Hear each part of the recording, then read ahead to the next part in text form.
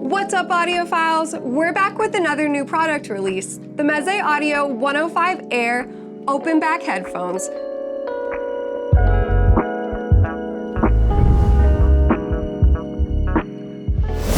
I've got Moon Audio's CEO and founder, Drew Baird PE, with me here today to talk a little bit about these cans. So Drew, after several hours burning in these babies, what's your opinion on them? Well, they're definitely a different headphone compared to the 109 Pros. I mean, they're not the same thing in a different shell. I really find that I listen to a lot of Americana with these. That's where I started because that's the music I'm really into right now, and it's sort of fresh in my mind in terms of vocals and whatnot. And I found, interestingly enough, that I like the 109 Pros with male vocals, and I like the 105 Airs with female vocals. Okay. I think we've gone a little backwards in terms of the way Meze was going with their sound signature. You know, when they started with the original Empyrean, it was really warm, right? Mm-hmm. And then they went to the Elite and the Empyrean 2, and they tipped up the top end, added more detail and resolution. And so now we're going from the 109, which is more like that presentation, and this is what it was designed in the same period. Now we're going back to a warmer tonality with the 105s. So I think the 105s are a little more, I call it organic, and that's a popular word that's being used right now, a very neutral, natural sounding headphone. The 109s have a little more top end energy and a little more snap in the bottom end. Both fantastic headphones. I think the 109 is still sort of the better headphone, but this sits perfectly between the 109 and the 99 Classic. I mean, it makes sense at the price point. It's a really great bang for the buck, a really good headphone. Yeah, you know, I totally agree with you. And it's funny that you say that because you've got 99 Classics, 99, 105, and then 109. So it's almost as if they kind of already put them in that order. Right. I really, really enjoyed these. Mm-hmm. I enjoy every Meze headphone. Not just saying that because I like Meze Audio headphones, but I do. I've spent lots of time listening to the 109s. We all have the 99 Classics at our desk here at Moon Audio, which is super awesome to listen to every day. Mm-hmm. But there were just a lot of things to like about the 105. I felt that it was really super versatile sounding, mm-hmm. Really rich. I was able to kind of listen to a lot of different genres. Mm-hmm. I didn't feel like really siloed. I love the 109 for kind of like more detailed oriented sounds. If I'm going to be listening to like a podcast mm-hmm. or maybe some classical, some jazz, some strings, I kind of gravitate toward the 109. Yeah. Whereas here I was like sitting toe tapping, listening to pop music while I'm trying to, you know, do my other work, getting distracted, fully immersed into these mm-hmm. headphones. It's yep. kind of like the listening experience that mm-hmm. I had with them. Yep. So let's talk driver tech. You know, what's going on the inside? So I'm going to have to read this one off because this is a long list of materials. So let's go back to the 109. So the 109 is a dual membrane diaphragm, a combination of beryllium-coated polymer, cellulose and carbon fiber composite with a copper zinc alloy. I mean, that's a mouthful. Well, let's get to the next mouthful. So now what we did was we changed it to this new PEEK polymer. And so it's called a PEEK polymer, cellulose, carbon fiber composite, and copper zinc alloy.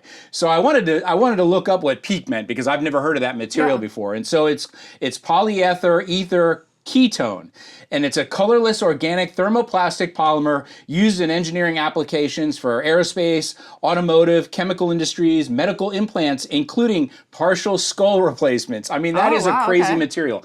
And so this is sort of one of the things that's really unique and I love about these guys at Meze. They are constantly playing around with materials to try and get a different coloration, a different tonality. Mm-hmm. And like you said, with this 105, I found this to be very good for unforgiving music. So let's say you've got some bad, like I love the 109 with rock and roll, but let's say you've got some gritty old recordings from the 50s, 60s that were a little harsher and rougher around the edges. The 105 really excelled in that sound signature because it had that, like I said, that organic, warm musical sound, and it just did so much better with that stuff. So great tech. You know, they've now changed the outer cup from a wood cup to a polymer cup. We've got the same exact ear pads that were in the 109, so comfort is really good. The headband's exactly the same, just different coloring.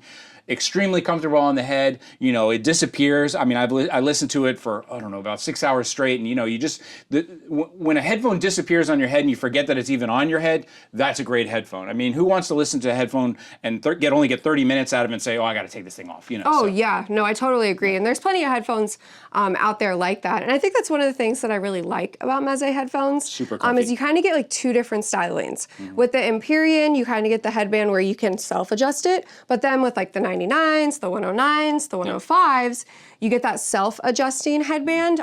So, you know, from the second that it went on my head, it was nicely fitting. It wasn't like overly tight clamping force, wasn't overly snug. The ear pads weren't like too cushy to where I'm like, oh, my ears are gonna start sweating. Really lightweight. I think that's one of like the biggest takeaways with these headphones in terms of the comfort and the styling of them is that they are incredibly lightweight. Like I could see these being a pair of headphones that you just buy and you just carry around with you. They're not gonna add added weight to your backpack or whatever. You could literally just carry them around in your hands. Not saying that I would recommend that, but there's a lot of things to like about them. And I like that they kind of took the similar styling that you can see from the 109. They have very similar nods to them, but I really enjoyed, and I don't know if you noticed this, it kind of has like the Empyrean 2 kind of look to it. When it comes to like the all black aesthetic, it was giving like really retro, yet kind of like modern. And I really liked that they kind of strayed away from as beautiful as the wooden housing is. If you are looking for something like a little edgier, it would be the 105s in terms of looks for sure. Yeah, I sort of got, you know, I don't know if you guys know what the SR-71 spy plane is. You know, it's got a similar sort of look to the driver cup assembly to that headphone. To me, I don't know why I thought of that when I saw it, but that's what it did for me. And I think one of the questions you had was about ear size. You know, how well do these fit over larger ears? So I've got medium ears, and it had a perfect fit around there without any touching on my ears. So I don't think it would be a problem if you have larger ears with these headphones. And they're the felt is so super soft that I don't think it would irritate anybody. Yeah, I agree. Nice and cushy. I see that you've got it paired right here with the Blue Dragon Premium. So that's our neutral uncolored cable. How'd you come up with that? Yeah, again, I would just want to go with the flow of what this headphone is releasing, and that is neutral and natural. And so what the Blue Dragon does is it just adds a little more detail and resolution to the sound, but it doesn't change any of the coloration. Where with the 109, I go with the Black Dragon Premium to add a little warmth and full body to the sound and a little more bottom end weight. So. Yeah, and that's not to say that if you were to buy the 105s and you want a little bit of a more musical sound with some more bottom end weight, you can pair it with the Black Dragon. Sure. Or if you want to add even more detail and resolution, pair it with our Silver Dragon. That's the nice thing about our audio cables is even though we give a recommendation, you don't have to stick to that, and it's really just whatever you like, what type of music you listen to, what type of sound you like. But I agree with you. I think the Blue Dragon is definitely the way to go here because, you know, there's really not much at all, if anything, that you'd want to change about the sound of the 105s. Yep. Just like Outback, no rules, just right. Yep. So, the main question that we've seen all over is the 109 versus the 105. And I'm just gonna preface this by saying that these are two completely different headphones. They're for two completely different listeners.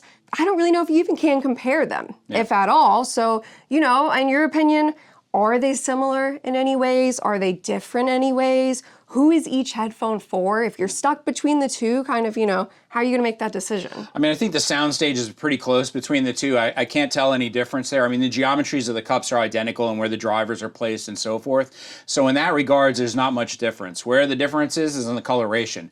And I can't really say one's better than the other. I gravitate towards more detail and resolution, so the 109 is a little more for me. But like I said, for music that's unforgiving, and I've got a lot of old recordings and stuff, the 105 is definitely going to be great. You know, so this is a little warmer, not warm as much as the original Empyrean, but warmer than the 109s, and not as warm as the classic 99. So it's somewhere in between. Again, neutral, natural. So you know, if that's the direction you're looking to go for, again, this is good for all genres. Like you said earlier, it doesn't excel super in any one genre. It's just great across the board for different types of music. So yeah, I agree, and I applaud Meze Audio for that. They've given us 3 great headphones now at that sub 1,000 price category for really 3 completely different listeners. And honestly, you could own all 3 and be just as satisfied.